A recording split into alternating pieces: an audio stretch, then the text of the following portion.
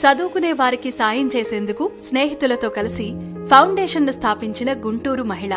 ఎదుటివారి సమస్యను చూసి వారికి ఏదైనా చేయాలి అనుకోవడం మంచి విషయం. అలాంటి సమస్య ఉన్న ప్రతి ఒక్కరికీ సాయం చేయాలి అనుకోవడం గొప్పతనం. అలాంటి వారే మల్లెల అనురాధ.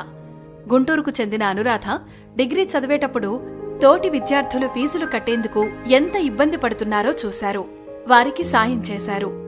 ఇలా డబ్బుల్లేక చదువుకోవడానికి ఇబ్బంది పడే వాళ్లకు అండగా నిలవాలి అనుకుని తన తోటి స్నేహితులతో కలిసి 2011లో విద్యా ఫౌండేషన్ ని స్థాపించారు. ఈ ఫౌండేషన్ ద్వారా సేవలు ప్రారంభించారు. వీరు వేర్వేరు వృత్తుల్లో స్థిరపడినా అందరూ కలిసి ఫౌండేషన్ను నడిపిస్తున్నారు.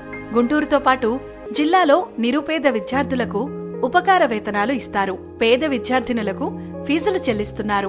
ప్రస్తుతం 45 మంది క్రియాశీలక సభ్యులుగా ఉన్నారు. కోవిడ్ సమయంలో అనేక సేవలందించిన ఈ ఫౌండేషన్ కు కలెక్టర్ సేవా పురస్కారం వచ్చింది. ఫౌండేషన్ మహిళా సమగ్రాభివృద్ధి, బాలల సంక్షేమం, పర్యావరణ పరిరక్షణ, శిక్షణలు, వివిధ సేవా కార్యక్రమాల్లో పాల్గొంటుంది.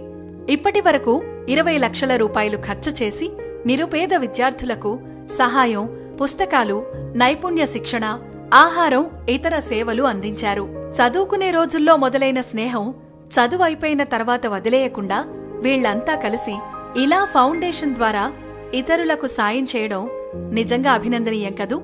సాధించే సత్తా ఉన్నా సపోర్ట్ లేక చాలా మంది చదువును మధ్యలోనే ఆపేస్తున్నారు.